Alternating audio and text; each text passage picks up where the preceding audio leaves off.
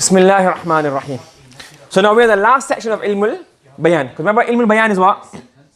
Ilmul Bayan has what? 3 elements. What was the first one? Tashbih.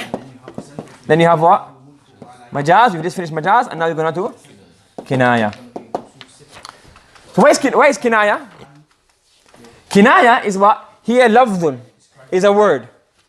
Urida bihi lazimu ma'nahu.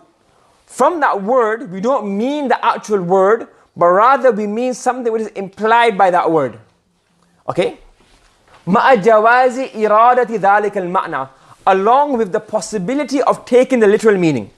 Let me give you an example.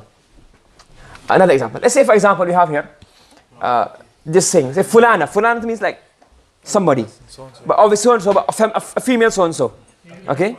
So we have fulana tu. Remember, fulana tu is ghaymun sarif. So fulana tu na'umatu duha. If we say such and such a lady, she sleeps all the way till duha. So when do you wake up on weekends? Late. On weekdays? Early. So if you say to somebody, even on the weekdays he wakes up at 12 o'clock. What does that mean? Lazy. Lazy? What else? He might be lazy, but why is he lazy? Why does he have to go to work? Stays up very late. No, but why does he go to work? Why does he not need to work? Money. He's got money. That's the only reason you can sleep at 12 o'clock. Maybe night shift? Yeah, possible. Yeah, possible. But so now in the old time days, obviously a woman would have to wake, or the man would go up in the fields and start working, looking after do the business in the markets, or looking after the crops and the animals.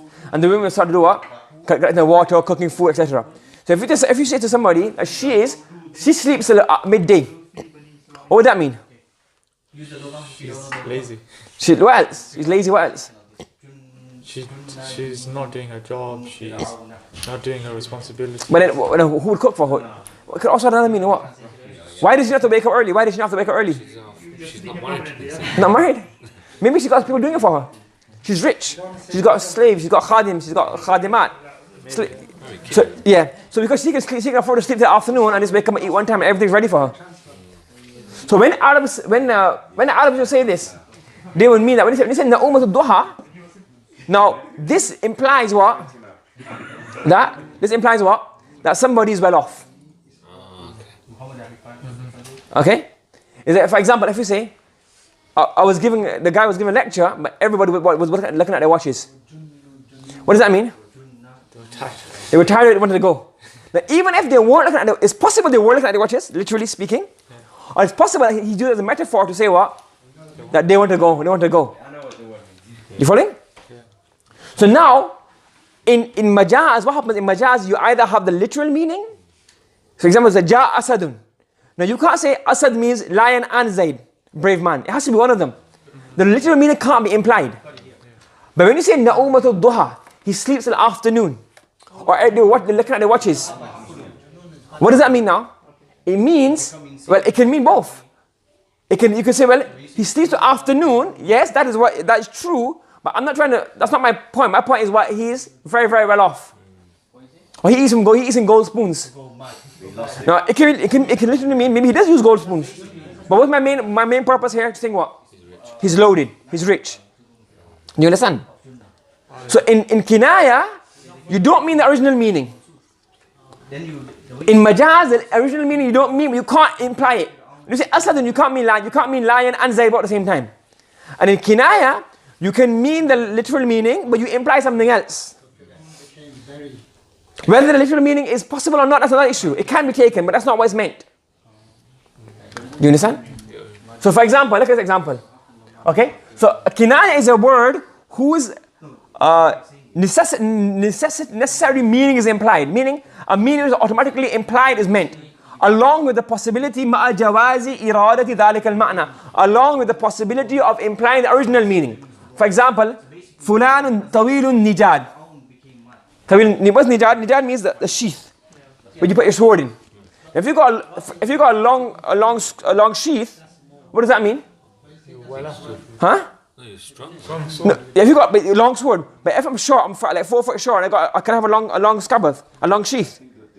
No. So automatically when you can have a long sheath, and walk with a long sheath, you are tall.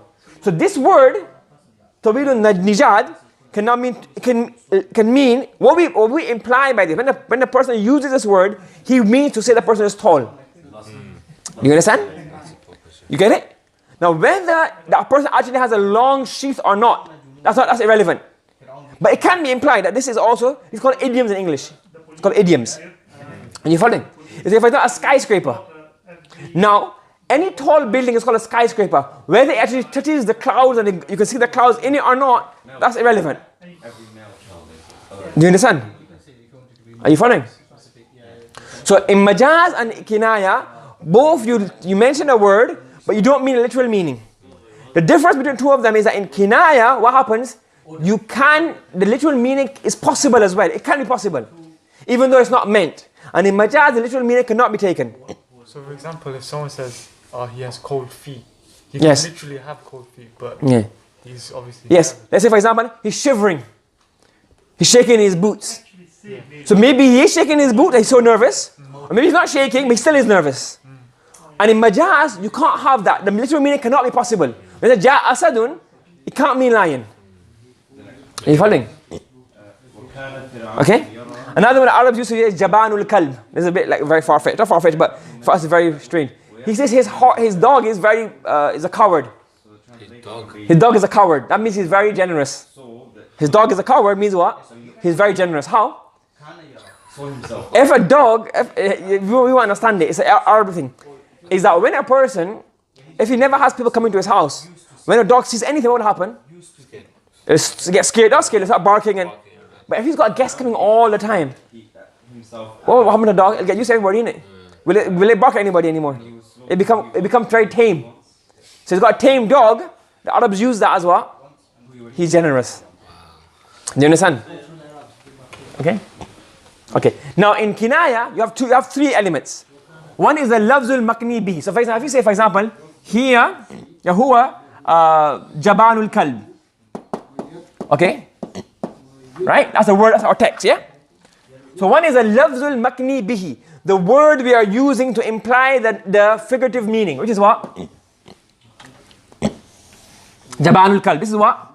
Makni bihi. The words are the words which we are using to imply the figurative meaning. Okay? And then we have what? Al-makni anhu. Karimun.